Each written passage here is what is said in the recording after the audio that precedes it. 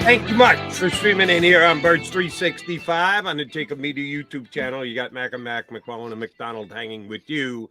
And there's a smiling face that we always like to see. The editor-in-chief of BleedingGreenNation.com, Brandon the Lee Gowton. Been a couple of weeks since we had you, BLG.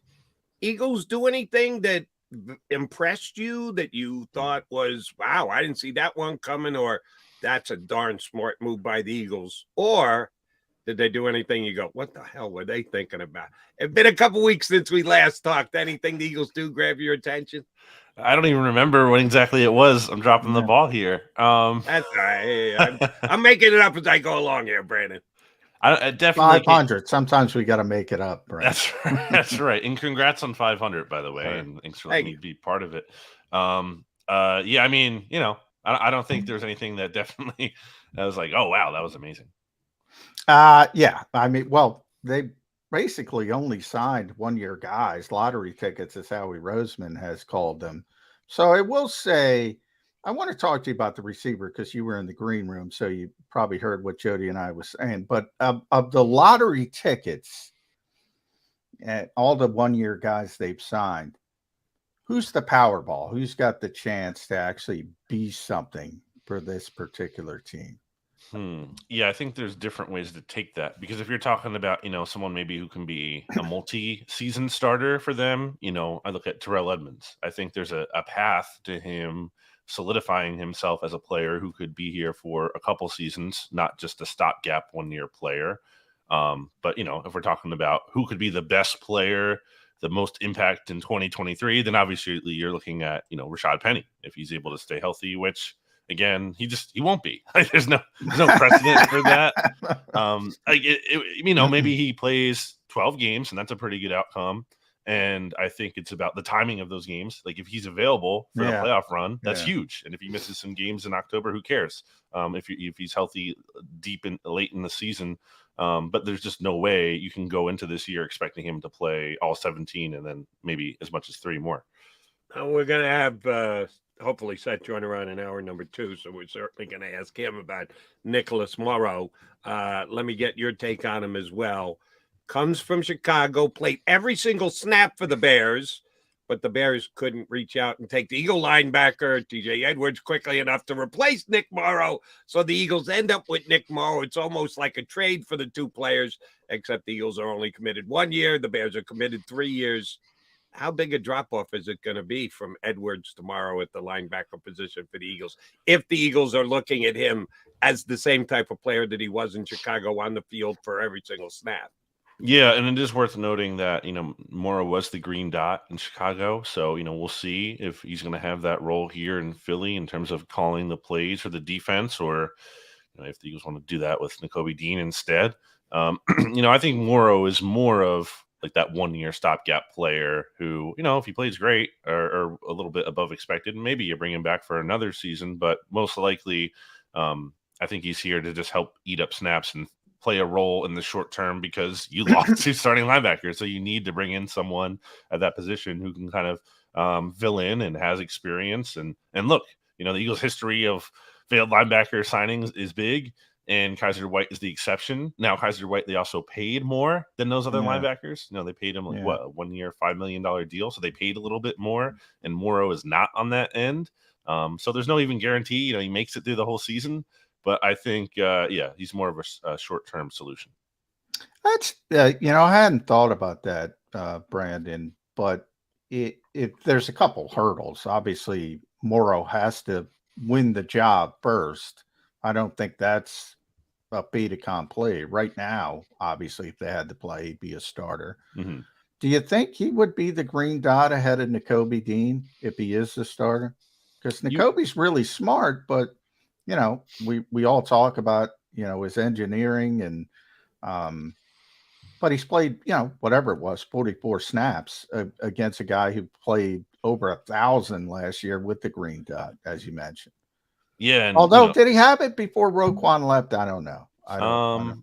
Yeah, good question. But you would think, you know, they would want to give it to Nakobe from a standpoint of, you know, this is potentially a long-term piece for us. Yeah. As opposed to this 1-year guy. Well, 3 years he's going to be here. Then they're going to let him walk. Right. But at least a little bit longer term than Morrow. And I don't know. I think there was kind of more of a sense that Nakobe might come in and play more of that weak side linebacker, more of that Kaiser White role. But again, I think there's a lot to figure out here. Morrow has the versatility to play multiple positions. He hasn't only played middle linebacker.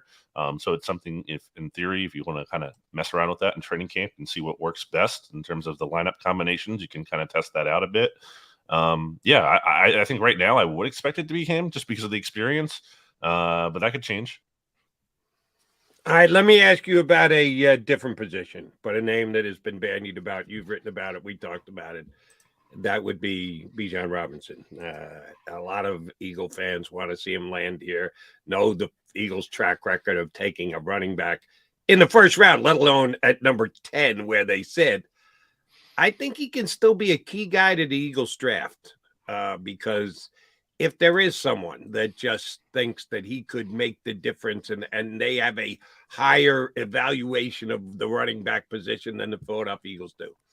If the Eagles going to trade down from 10, which Howie likes to do, he loves to move on draft day, do you think it could be for a team that wants to get up to number 10 to take a Bijan Robinson? Now, knowing full well that there's a big percentage of Eagle fans that want to see him land here, you'd prefer to trade that pick to someone who's going to take someone who your fans weren't clamoring for anyway, but that could be the guy that a team looks to move up for. Can number 10 be where Bijan Robinson comes off the board, even if it's not for the Philadelphia Eagles? I feel like maybe I'll regret saying this, but I feel like teams have kind of gotten smarter in the league. Like even just looking at free agency this offseason, I don't think we saw like a ton of deals that in other years we might see that are like, oh my gosh, obvious overpay here and there and another one. I think in general teams are kind of getting a little bit smarter. And I think you look at kind of the history of some of these, top running back picks and how they've been viewed, since then, like Zeke and Saquon and kind of questions about, if that's the smartest thing to do. And I don't know that a team would be desperate enough to trade up for one because then, it's one thing to take one that high from the get-go, but another thing to associate yourself with, oh, we traded up for that guy. Up. Yeah, that extra level of kind of embarrassment almost. So I don't know about that. I do think it's interesting, obviously, how the quarterbacks, that's the big question. How are the quarterbacks going to go? And will there still be one at 10 there? Will someone fall? And at that point, then the Eagles could be a prime trading up candidate, especially because they're picking ahead of the Titans there at 11. And there's been some buzz that, the Titans could be taking a quarterback or looking to move up. So to get ahead of that Tennessee slot right there, I think that could be big. Yeah, BLG, I agree with you. I think there's less dumb teams now. There was always dumb Dave Gettleman teams, who just do wacky stuff. And I think there's fewer and fewer and fewer. But I do think as you get all these smart guys, all these Harvard guys, and they get in these positions, Andrew Berry would be a good example of this. And now I think it turns towards evaluation. Like you got to get the player right. Are those guys going to get the player right? Or are those guys going to just default to, more of the analytical data points that say this is the way we should go. This is the value at this particular position. That's where I think somebody could win with Bijan if they get the evaluation right. If he's but can he be better? Zeke was pretty good, right? He was pretty good for whatever it was, 3 years. Saquon, when he's healthy, is a pretty good player. Not been healthy enough. It's just not worth it. Is it? I can't imagine if he turns into all right. Adrian Peterson would probably be the best example because he was an MVP and he wasn't worth it. And that guy's first ballot Hall of Fame. That's one of the best runners of all time. How can a running back be worth it? That's where I say, should we shut down the Bijan Robinson, the Philadelphia conversation at number 10? There's no way he can be worth it. Yeah, I mean, and I think Adrian Peterson too is from a different NFL from today's NFL. That's true, and it's only what 15 years ago, right? But they're passing the ball way more than when he was in the league, at least to start. So, yeah, it's just not. I mean, it's not to say there wouldn't be some short-term gratification. Could be a lot of fun. Could be a useful pick in the short term. It's never about that. That's not the argument. The argument, I think, especially from the Eagles' end, is that they're looking at this as a draft pick with they want a ceiling, I believe, of someone like a Fletcher Cox, a Jason Kelsey, a Brandon Graham, someone who's going to be around here for 10 plus years. They want that ceilings. And when you're drafting a running back, that's not the ceiling you're getting. It's just not. Like the running back position has like the shortest average, NFL career span. So like it's just not that kind of spot. And think about the teams that are having success in the playoffs. Just think about the Super Bowl teams last year. You had Isaiah Pacheco, who knew that name really, before last season, for a Super Bowl winner. And then look at the Eagles backfield. Miles Sanders was a nice piece, but he didn't even play well in the Super Bowl. No. And everyone else they had, because Sanders is, just part of that rotation. Kenny Gainwell, Boston Scott. These aren't, premium resources that the Eagles are investing into this backfield to have great production. It's just, it's a position. Look, there's limited resources, obviously, in the NFL, salary cap, draft picks, whatever. You have to kind of go less at some position. You just have to. You can't just spend, frivolously at every single spot. And if you're going to save resources at one spot and you're going to budget yourself, then it's going to be running back. All right. So here's how I would make the argument on the other side. And I'll put you two guys to the test. Carolina Panthers make a mistake when they drafted McCaffrey? I mean, yeah, I'd say yes. Great player. I love him, but I'd say yes for the same reasons Brandon was just saying. Not that he's not a great player. And by the way, I say it all the time. The Eagles would have taken him at 14. So all those people saying the Eagles will never take a running back in the first round, they were going to take him. But it was a very unique player, almost a unicorn with his receiving ability, runs routes better than the best receivers. He's different. Even with all that, I wouldn't take him. I wouldn't take him because of the position. I don't see the value. Brandon? Yeah, that's where we'll part ways. I'll part ways with Brandon Lee Gowton, John McMullen, and apparently all the smart general managers in the NFL that they now have. Because, here's where the value of the running back goes aside. Your second contract. First contract, rookie deal, you're only making so much. All right, I can't take him at 10, but, I'd snack him up at 21. How big a difference is that? How much money are we talking about between being the 10th pick of the draft and the 21st pick of the draft? Not all that much over the course of 5 years of a contract. 5, the last one goes. And, by the way, if the guy doesn't get it done for the first couple of years and you just misevaluate the player and he's not as good as you think, you don't put that 5th year on him where it jumps up immediately. So it's not the way you draft him as much as it is, do you give him a second contract? The guys who were blown up like Ezekiel Edwards, it wasn't because where the Cowboys drafted him. It's because they gave him the second contract, and that was a bad idea. And then they had to move away from him and cut him. I agree that the running back position in the league has changed, and going into the 2023 season, it has been major league devalued. But they did run the football more last year than they did the previous year. So if it is a cyclical thing and it's coming back around, maybe there's added value to a running back now in the league.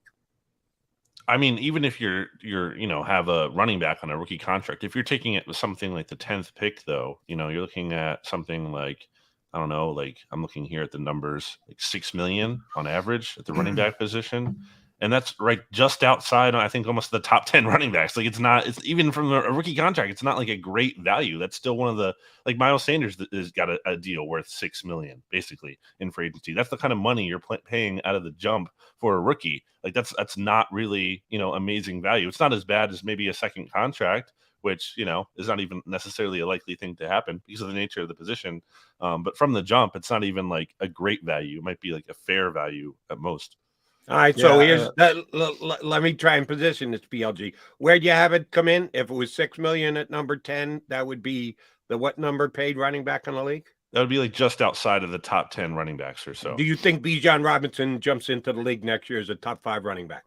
I mean, that's possible, but it's, there's a lot of projection there. Right, That's like there the is best. a lot of projection. I'll project and predict Bijan Robinson will be a top 5 Well, running back his I rookie year in said, the league.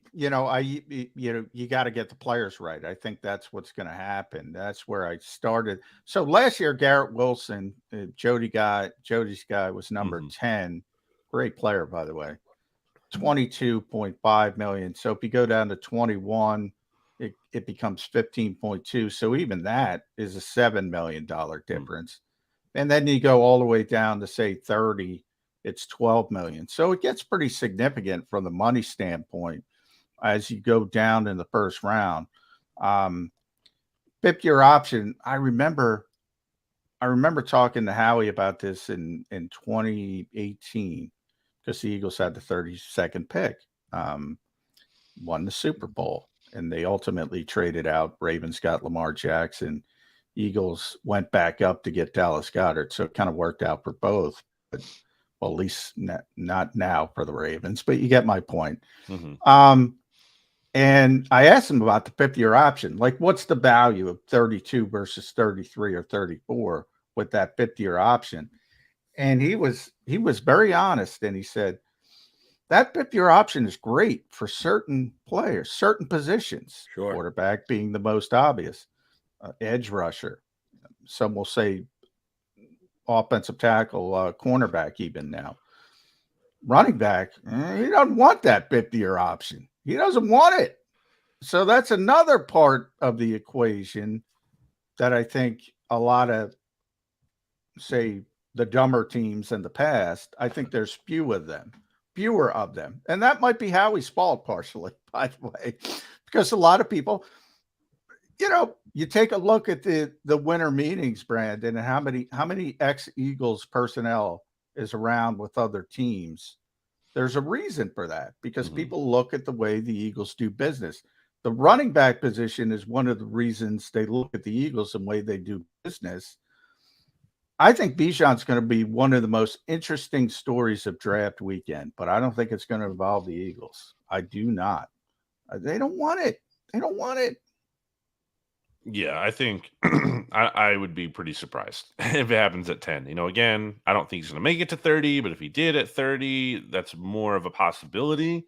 But I just don't think it's where they're going to want to invest their resources. I may have said this before to you guys, but to me, like the Rashad Penny signing proves exactly why they will not sign or not draft Bijan Robinson because $600,000 they got him for, basically. And like again, the ceiling of that move. Now I acknowledge, like I think he could get hurt, and I'm not saying the Eagles aren't going to draft a running back at all. I think they will, just not on day one. Probably maybe more day 2, day 3.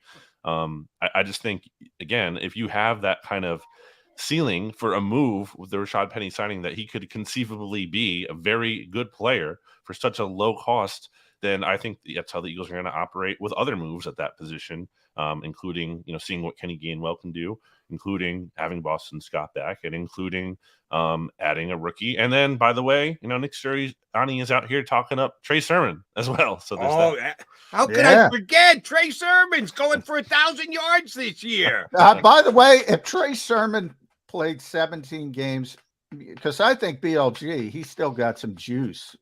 We're too old, Jody. You could get 1,000 yards behind that offensive line if you stay healthy for 17 games. You might have too much length for the running back position, but you got to get low to the ground. Right. But my point is, a lot of backs could get 1,000 yards if they stay healthy behind this offensive line, and with Jalen Hurts. Yep. Because everybody's so worried about Jalen Hurts from a defensive perspective. BLG could only get so low to the ground. That's not happening. He's not going to be carrying the football. That's right. Yeah, that's right. But I'll give you a position where you do like big guys. And this is a hypothetical question. You're my favorite kind, and you've had to answer my stupid hypothetical questions before, BLG. So I know you're up to the task. Let's say Will Anderson is off the board.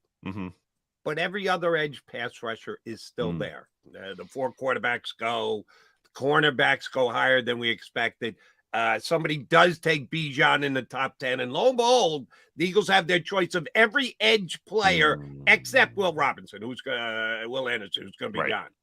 How do you rank the Tyree Wilsons, the Lucas Van Nesses, the Nolan Smiths, the Miles Murphys of this class? Who do you think best fits the Philadelphia Eagles if they decide to go edge and they've got the choice of everyone but Anderson?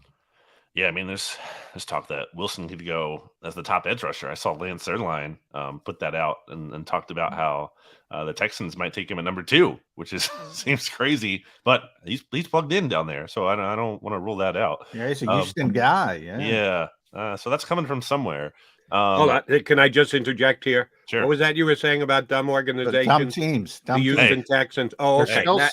Now I know what you're referring to if team's going to take someone other than Will Anderson as the number 1 edge player. I didn't say there's 0. I just think that there might be fewer. We said fewer. Yeah. So we'll see, and we'll see. We'll see. But Nolan Smith is really the name that, in terms of you like Smith, huh? I think the Eagles are going to draft one of 3 Georgia players with their first pick, wherever that ends up being. I think it's either going to be Jalen Carter if he falls, which I don't think he will, but if he does, or if they have to trade up a little bit, Jalen Carter, Nolan Smith, or Broderick Jones. I think it's going to be one of those 3. I think that's what they're going to take, one of those 3 players. To answer the question about edge rusher, Nolan Smith, I just think, Nick Sirianni's going to love that guy. I think you talk about dog culture, and obviously the pun is there with the Georgia and their mascot. But you just watch that guy play, and he's a dog. And it almost reminds me different kind of things here, but like the way that Devontae Smith coming out of college, just a dog, like a guy that is just going to go out there and compete so hard. And people are going to ding him for the lack of production on the stat sheet. Obviously there's some injury history there. You kind of figuring out the weight and the size, but man, I think if you have Nolan Smith and Hassan Reddick chasing around quarterbacks, especially in the modern NFL where more quarterbacks are able to kind of move around and run, if you have those guys out there just wreaking havoc, I think that's an outcome that they would like a lot. And I just think you're making bets on players in the draft. It's never a sure thing necessarily. I think they've placed a lot of, I think some of the things they've learned from draft mistakes, including kind of like an Andre Dillard or a Jalen Reagor, is that it has to be right above the shoulders, has to be highly competitive and love football and be all out. And and I think they saw that a lot in Devontae and someone like Jalen Hurts as well. And I think Nolan Smith is just a guy you want to bet on. It's interesting. You mentioned those 3 Georgia players. What are the odds? So let's say you get Nolan Smith, because some ways I don't think Carter's going to be there, but right. And then you get Calais Ringo at 30, or you trade down a little bit. What are the odds? It's 2 Georgia players. They've done it. Alabama, Georgia again. Let's just go all SEC all the time. I think it's entirely possible. It's for years or for a while there was like, well, why isn't Howie drafting Alabama players? Yeah. And I think in more recent years they've kind of gone against that, and they're really just leaning into these top programs like in Alabama, like at Georgia. I could definitely see that. I'm even looking at here at Chris Smith, the safety from Georgia. I think there's a very good chance that they could add multiple Georgia players. Stetson Bennett as their development. We don't want to go that far. We don't want to go that far. Just checking how far you go down to Georgia. Calais Ringo, though, they had him in for a visit, so he's another guy who could be in the mix at 30. And even if you want to trade back a little while, he may last. Probably not, because he can run so well, but somebody will take a chance probably earlier. But he's an interesting player. Wide receiver, Brandon. Sorry, I meant to get to that, and we didn't get to it. You kind of heard our discussion when you're in the green room. Quez had a bad season.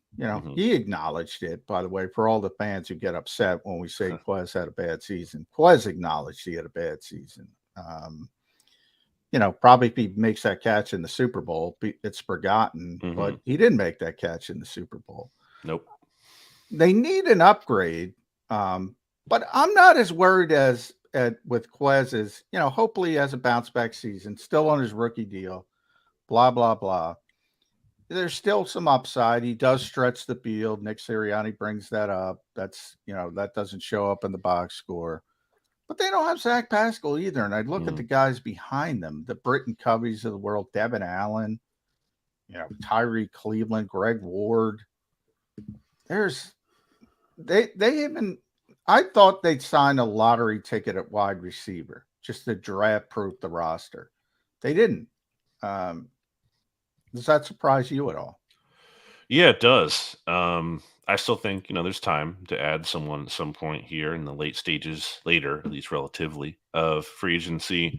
And, and I've said it about Quez. I just don't think you can keep him at his current cap number. He's like something like the 15th or 16th highest cap number on the team this year at 2.7 million or 2.8 million. And you can clear set 2.7 by either trading or cutting him.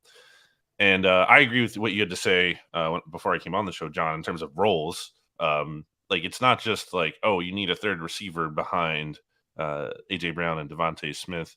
I mean, the top three targets are A.J. Brown, Devontae Smith, and Dallas Goedert. Like, those are the big three.